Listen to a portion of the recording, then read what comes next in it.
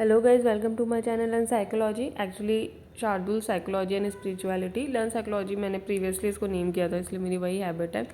तो हम साइकोलॉजी के यहाँ पे मेजर सब्जेक्ट्स जो हैं वो कवर कर रहे हैं सीरीज़ में। मैंने ऑलरेडी 4 वीडियोस अपलोड किए हैं, अगर आपने नहीं देखे हैं तो वो जाकर आप देख सकते हो। इसमें जो मेन टॉपिक्स हैं उसके भी जो सब टॉपिक्स हैं वो सारे हम कवर करने वाले हैं, जैसे कि मैं आपको दिखा ही रही हूँ अभी।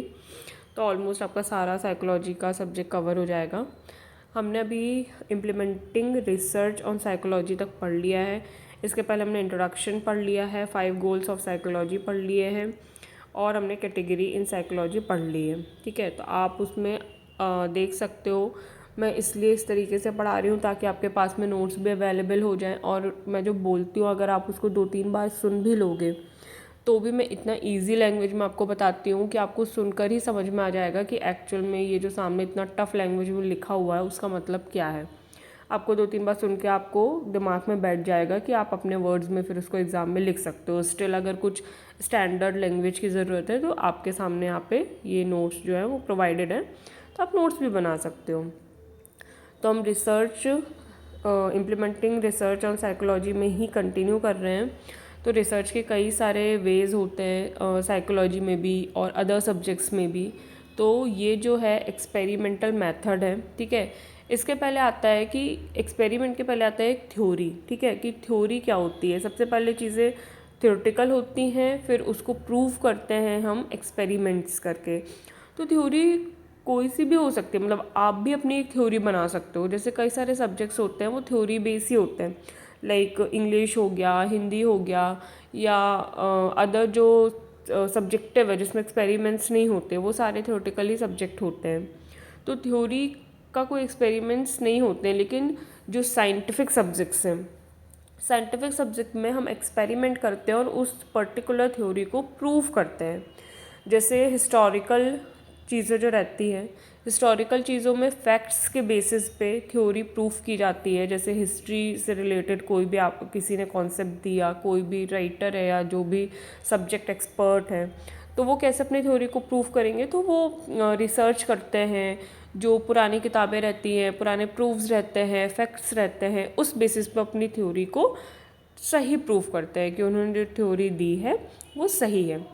तो थ्योरी का एक्चुअल मीनिंग में क्या रहता है कि बहुत सारी चीज़ें हैं वो आपस में एक दूसरे का रिलेशन, जैसे फॉर एग्जांपल हम बोलें ह्यूमन साइकोलॉजी के ऊपर थ्योरी है कुछ, तो ह्यूमन साइकोलॉजी के ऊपर थ्योरी होने का क्या मतलब है कि हमने बताया कि ये ह्यूमन जो रहते हैं उनका ब्रेन जो है या वर्किंग पैटर्न है, मेमोरी है, ये सारे अलग अलग चीज़ें हैं, ठीक है। अलग अलग ह्यूमन से जोड़कर हमने उसको बताया कि बिहेवियर रहता है, एटमॉस्फेरिक एनवायरनमेंट रहता है। अब ये सारी चीज़ें किस तरीके से आपस में इंटरकनेक्टेड है, जैसे ह्यूमन है और मेमोरी है, 2 अलग टॉपिक है।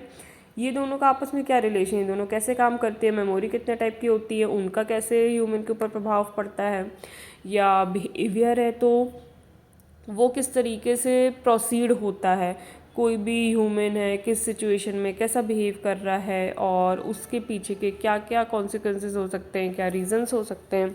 ये सारी जो चीज़ें आती हैं वो सारी आपस में इंटर रिलेट कैसे हो रही हैं, कैसे आपस में उनका जो कोई कनेक्शन बन रहा है, रिलेशन बन रहा है, यही सारी चीज़ें जो एक्सप्लेन की जाती हैं वही आता है थ्योरी में, ठीक है। तो ये मैंने आपको बता दिया कि थ्योरी एक्चुअल में क्या होती है, प्लस कैसे जो थ्योरी बेस्ड सब्जेक्ट होते हैं प्योरली वो कैसे काम करते हैं, फैक्ट्स के बेसिस में वो थ्योरी कैसे प्रूव होती हैं। अब जो साइंटिफिक सब्जेक्ट होते हैं वो एक्सपेरिमेंट्स के थ्रू प्रूफ होते हैं, जैसे आपने फिजिक्स केमिस्ट्री वगैरह में देखा होगा, एक्सपेरिमेंट करते हो और थ्योरी जो रहती है प्रूफ की जाती है। अब अगर हमें एक्सपेरिमेंट करना है, ठीक है, तो मैं एक छोटा सा एग्जांपल लूँगी। जैसे अगर किसी को ग्रेविटी की थ्योरी नहीं पता है, ठीक है, आपके सामने कोई आया, उसने कहा कि मैं कोई भी सामान ऊपर फेंकूंगा तो वो ऊपर ही जाएगा। आपने बोला आपको ग्रेविटी की थ्योरी पता है, तो आपने कहा नहीं, आप कोई भी सामान ऊपर फेंकोगे तो वो नीचे आएगा। अब दोनों एक एक थ्योरी लेके आप अलग अलग खड़े हैं, ठीक है। अब उसको प्रूफ करना है कि कौन सी थ्योरी सही है। उसके लिए आपने कहा कि चलो एक्सपेरिमेंट करते हैं। आपने क्या किया, 5 या 10 चीज़ें ली और आपने एक एक करके उसको ऊपर फेंकना चालू किया। 10 चीज़ें सामने वाले ने फेंकी, 10 चीज़ें मान लो ए और बी पर्सन ले लो, आप बी पर्सन हो जिसको ग्रेविटी का कॉन्सेप्ट पता है, ठीक है। ए ने फेंका, उसका भी सारा सामान नीचे आया, आपने फेंका, आपका भी सारा सामान नीचे आया। तो इस तरीके से एक्सपेरिमेंट करने से ही प्रूफ हुआ कि जो ग्रेविटी वाला कॉन्सेप्ट है वो करेक्ट है, ग्रेविटी वाली थ्योरी जो है वो सही है।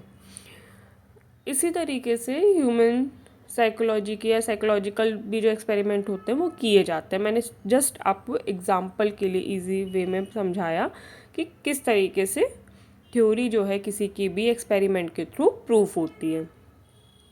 अब अगर हमें एक्सपेरिमेंट करना है, ठीक है, तो एक्सपेरिमेंट के लिए हमको जो भी हमने थ्योरी दी है वो टेस्ट करनी पड़ेगी, जैसे कि अभी हमने प्रीवियस एग्जांपल में किया। उसके लिए 2 टर्म्स आते हैं, मतलब एक टर्म आता है वेरिएबल। वेरिएबल यानी कि नाम से ही पता चल रहा है कि वेरी करती है जो चीज़। ये कोई बहुत स्पेशल टर्म नहीं है।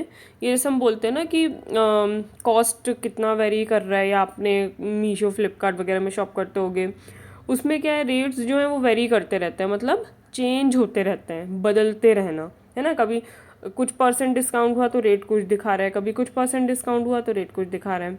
ये वही वाला वेरी है, ठीक है, यानी चेंज होने वाला। वेरिएबल यानी कि चेंज होना, जिसकी वैल्यू कुछ भी हो सकती है। तो वेरिएबल 2 टाइप के हुए, एक इंडिपेंडेंट वेरिएबल हुआ और एक हुआ डिपेंडेंट वेरिएबल, सेकेंड वाला। इसको हम इनपुट वेरिएबल और आउटपुट वेरिएबल भी बोलते हैं। इंडिपेंडेंट वेरिएबल यानी कि उस पर किसी भी चीज़ का प्रभाव नहीं पड़ेगा, स्वतंत्र वेरिएबल है वो, ठीक है। डिपेंडेंट वेरिएबल यानी कि अगर वो चेंज हो रहा है तो वो किसी रीज़न से चेंज हो रहा है, वो किसी के बदलने पर ही बदल रहा है, मतलब डिपेंड कर रहा है किसी पे, राइट। तो दूसरा हो गया डिपेंडेंट वेरिएबल। तो इसको अपन आउटपुट वेरिएबल या जो हमारा रिजल्ट रहेगा एक्सपेरिमेंट का वो भी बोल सकते हैं। अब हमने सबसे पहले तो एक हाइपोथेसिस ड्राइव की, जो कि हम टेस्ट करेंगे। Hypothesis means same as previous example, हमने एक लाइन की थ्योरी निकाली कि ऐसा ऐसा होता है, लाइक हम कोई भी चीज़ ऊपर फेंकते हैं तो वो नीचे आती है, या ऊपर फेंकते हैं तो ऊपर ही जाती है, लाइक दिस। या ह्यूमन पर्टिकुलर सिचुएशन में ऐसे ही बिहेव करते हैं, या अगर किसी अंधेरे कमरे में किसी ह्यूमन को बंद कर दिया जाए तो उस पर नेगेटिव इम्पैक्ट पड़ेगा, ठीक है। अगर 10 दिन के लिए बंद कर दिया जाए तो भी नेगेटिव इम्पैक्ट पड़ेगा। ये एक हाइपोथेसिस हो गई, हमको ऐसा लगता है कि ऐसा है, अभी इस पर कुछ प्रूफ नहीं हुआ है, तो ये एक सेंटेंस है, इसको बोलते हैं हाइपोथेसिस। अब हम इसको टेस्ट करेंगे। टेस्ट करने के लिए हम इनपुट वेरिएबल देंगे, आउटपुट वेरिएबल लेंगे, ठीक है। एक्सपेरिमेंटल मेथड का हम यूज़ करेंगे। एक्सपेरिमेंटल मेथड से इसमें जो आपके सामने विजिबल है, इसका एग्जांपल थोड़ा सा अलग बताया गया है। अलग इन द सेंस कि मान लो कि हमने एक एग्जांपल लिया, ठीक है, एक हमने थ्योरी ली कि जो लोग स्पोर्ट्स कार ड्राइव करते हैं वो थोड़ा एग्रेसिव होते हैं। ये एक थ्योरी है, ठीक है, इसका कोई प्रूफ नहीं है। तो इसमें हमारा जो इंडिपेंडेंट वेरिएबल हो गया वो हो गया टाइप ऑफ कार, मतलब आप कोई भी कार को चूज़ कर सकते हो, ठीक है, वो किसी पर डिपेंड नहीं कर रहा। और चूँकि आप कार बदल सकते हो, चेंज कर सकते हो, इसलिए ये क्या हो गया, वेरिएबल। और चूँकि ये किसी पर डिपेंड नहीं कर रहा तो ये हो गया इंडिपेंडेंट वेरिएबल। अब वो कार जो ड्राइव करेगा उसका जो आउटपुट आएगा, मतलब जो भी वो पर्सन कोई भी कार ड्राइव कर रहा है तो वो किस तरीके से बिहेव कर रहा है, मतलब वो एग्रेसिवली बिहेव कर रहा है कि नहीं कर रहा है, ये चीज़ हो जाएगी डिपेंडेंट वेरिएबल। क्योंकि ये कार पे डिपेंड कर रहा है कि स्पोर्ट्स कार ड्राइव करेगा तो हमारी थ्योरी के अकॉर्डिंग स्पोर्ट्स कार ड्राइव करने वाले तो क्या होते हैं, एग्रेसिव होते हैं। तो उनकी स्पीड्स वगैरह, स्पीड और जो कटवट मार के चलना ट्रैफिक में, ये सारी चीज़ें होती है, ठीक है। तो अभी ये एक हमारी जो है वो थ्योरी हो गई। तो people who drive sports car over the speed limit more frequently, ठीक है, then people who drive other type of car, ठीक है। तो इस तरीके से हमने इसका एक हाइपोथेसिस बनाया कि जो स्पोर्ट्स कार ड्राइव करते हैं वो अग्रेसिव होते हैं, वो जो नॉर्मल लिमिट होती है स्पीड की उससे थोड़ा सा ज़्यादा स्पीड में ड्राइव करते हैं उन लोगों की तुलना में जो कि एक नॉर्मल कार ड्राइव करते हैं, वो नॉर्मल कम स्पीड में ड्राइव करते हैं, ठीक है। लेकिन अब हम इसको टेस्ट करने के लिए हमने एक तरीके से वेरिएबल्स लिए। अगर हम इसी एग्जांपल की बात करें तो इसके लिए हमको और भी कुछ चीज़ें हैं जो कि फ़िक्स करनी पड़ेगी। जैसे कि हमारे पास एक टाइम हो गया अगर हम एक्सपेरिमेंट कर रहे हैं, तो एनवायरनमेंट हो गया, हम किस तरीके के लोगों पे ये एक्सपेरिमेंट कर रहे हैं। मतलब हम कोई छोटे बच्चे को तो कार में नहीं बिठा सकते, या हम बहुत बूढ़े इंसान को नहीं बिठा सकते कि चलो कोई भी आए ड्राइव करे और हम उसमें चेक करें। नहीं, हम एक लिमिट तय करते हैं, एज लिमिट, ठीक है, कि हम 25 to 35 या 40 इतने की एज के लोगों पर ही ये एक्सपेरिमेंट कर रहे हैं, क्योंकि उनकी मेंटालिटी कैसी होती है वो भी ज़रूरी। प्लस हम किस रोड में या किस तरीके का एनवायरनमेंट, बहुत ठंडी जगह तो नहीं है, बहुत गर्म तो नहीं है, बहुत ऊबड़ खाबड़ रोड तो नहीं है, हम एक समतल प्लेन रोड लेंगे अपने एक्सपेरिमेंट के लिए, राइट। हम ये भी चेक करेंगे कि सामने वाला ऑलरेडी उसकी मेंटालिटी कैसी है, क्या वो ऑलरेडी गुस्से में तो नहीं आया है। मतलब कोई इंसान है जो जिसको कोई भी कार दे लोगन, अगर उसका ऑलरेडी ही दिमाग ठीक नहीं है, वो ऑलरेडी घर में लड़ाई झगड़ा करके आया है, वो एग्रेसिव ही रहेगा, वो तेज़ ही चलाएगा। या फिर उसने कुछ ऐसे पदार्थ ग्रहण किए हैं, एज यू कैन अंडरस्टैंड, है ना, कुछ भी नशीले द्रव्य जो कि हमें नहीं लेने चाहिए, जिसमें इंसान वैसे भी तेज़ गाड़ी चलाता है। ये सारे जो चीज़ें रहती है ना, उसको बोलते हैं बायस, एक्सपेरिमेंटल बायस। हमको ये सारी चीज़ें भी ध्यान में रखनी होती हैं जब भी हम एक्सपेरिमेंट कर रहे होते हैं। यही कहलाते हैं रिसर्च बायस। हम रिसर्च कर रहे हैं अगर किसी चीज़ पे, ठीक है, अगर हमने हाइपोथेसिस ले ली है, हमने अगर वेरिएबल सेलेक्ट कर लिए हैं, अब हमको देखना है रिसर्च बायस, ताकि हमारा जो रिज़ल्ट है वो ज़्यादा एक्यूरेट आए। तो इसमें 3 तरीके के जनरली बायस होते हैं। एक है सिलेक्शन बायस, दूसरा है प्लेसबो इफ़ेक्ट और तीसरा एक्सपेरिमेंटल बायस। अब सिलेक्शन बायस वही है जो कि मैंने ऑलरेडी आपको बताया कि किस तरीके के लोगों पे हम एक्सपेरिमेंट कर रहे हैं, ठीक है, या when difference between the groups are present at the beginning of the experiment, ठीक है। अगर हमने किस तरीके के एक्सपेरिमेंट के लिए कौन सा ग्रुप जो है लोगों का, या जो भी उस एक्सपेरिमेंट के लिए इम्पॉर्टेंट है, उसका सिलेक्शन करना, ठीक है, वेरिएबल्स का सिलेक्शन करना इज़ वेरी इंपॉर्टेंट, सिलेक्शन बायस में आता है। प्लेसबो इफ़ेक्ट आपने शायद सुना होगा कि अगर मरीज को या पेशेंट को अगर भरोसा हो जाए डॉक्टर पे कि नहीं, अगर हमारा इलाज ये डॉक्टर कर रहा है तो हम ठीक हो ही जाएंगे, तो वो अगर दवाई प्रॉपर नहीं भी लेते, मतलब डॉक्टर अगर आपको शुगर पिल्स भी दे देगा, मतलब शक्कर की गोलियां भी देगा ये बोल के कि आप इससे ठीक हो जाओगे, तो सिर्फ आपके दिमाग का ये मान लेने से कि ये दवाई है और ये खाने से मैं ठीक हो जाऊंगा, आपका जो रोग है वो ठीक हो जाता है। ये कहलाता है प्लेसबो इफ़ेक्ट, और ये प्रूवन है, ये हमारे सबकॉन्शियस माइंड का खेल है, ये हमारे सेल्फ बिलीव का खेल है, ठीक है। तो यही प्लेसबो इफ़ेक्ट होता है, और इसमें यही चीज़ बताया गया है। जैसे ऑलरेडी कोई भी एक्सपेरिमेंट हम कर रहे हैं, और अगर कोई भी इंसान पर्टिकुलर बिलीव से ही आया है, वो भी एक्सपेरिमेंट्स को क्या होता है चेंज कर सकता है, उसके रिज़ल्ट को चेंज कर सकता है। तो ये चीज़ भी हमें ध्यान में रखना है कि प्लेसबो इफ़ेक्ट कितना ज़्यादा है।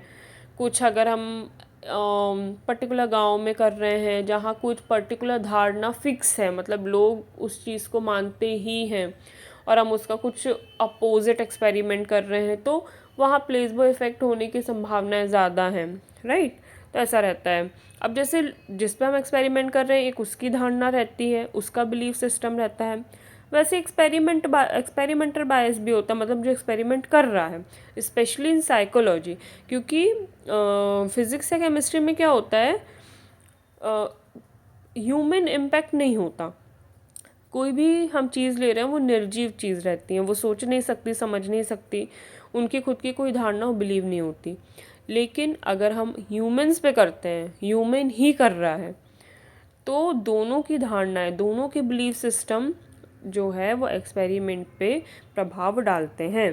तो इस तरीके से एक एक्सपेरिमेंटल बिलीव भी होता है, बिलीव होता है कि वो ऑलरेडी अगर कोई हाइपोथेसिस बना रहा है, वो टेस्ट के पहले ही बिल्कुल बिलीव करके कि नहीं ऐसा ही है, तो हो सकता है कि सब्जेक्ट पे उस चीज़ का प्रेशर आए कि नहीं यही चीज़ है। अगर वो अपनी हाइपोथेसिस को ही बहुत बिलीव के साथ सब्जेक्ट को बोल रहा है कि नहीं ऐसा ही है, तो सब्जेक्ट ही यकीन कर लेगा ठीक है ऐसा ही है, और वो वैसा ही एक्सपेरिमेंट में भी परफॉर्म करेगा।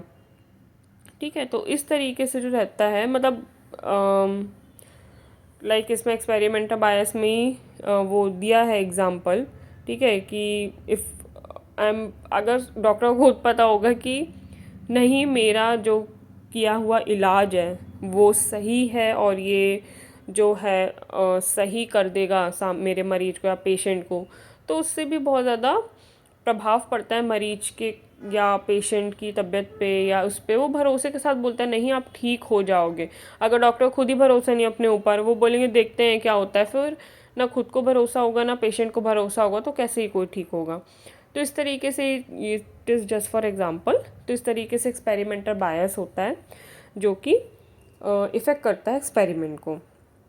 अदर कुछ होते हैं कंट्रोलिंग फॉर बायस, जैसे कि एनवायरनमेंट हो गया, या हम किसी पे कोई एक्सपेरिमेंट करें वहाँ इस तरीके के कोई भी चित्र, पोर्ट्रेट या वस्तु नहीं रहनी चाहिए उस रूम में, जहाँ जिससे जो सब्जेक्ट है जिस पर हम एक्सपेरिमेंट कर रहे हैं उसका ब्रेन पे उसका कोई इफ़ेक्ट पड़े, या उसको देखने से उसके परसेप्शन पे कोई इफ़ेक्ट पड़े, राइट।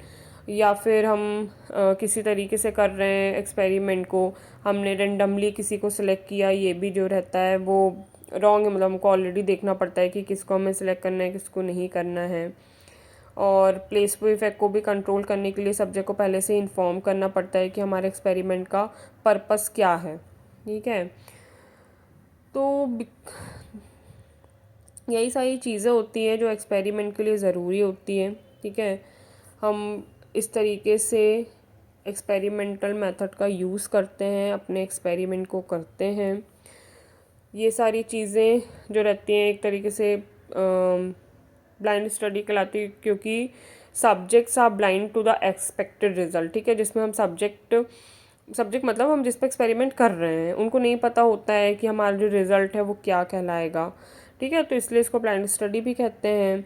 और एक्सपेरिमेंटल बायस को कंट्रोल करने के लिए जो है हम यूज़ कर सकते हैं डबल ब्लाइंड स्टडी, जिसका मतलब होता है कि एक्सपेरिमेंटर और subject are blind to the purpose and anticipated of the result of the study.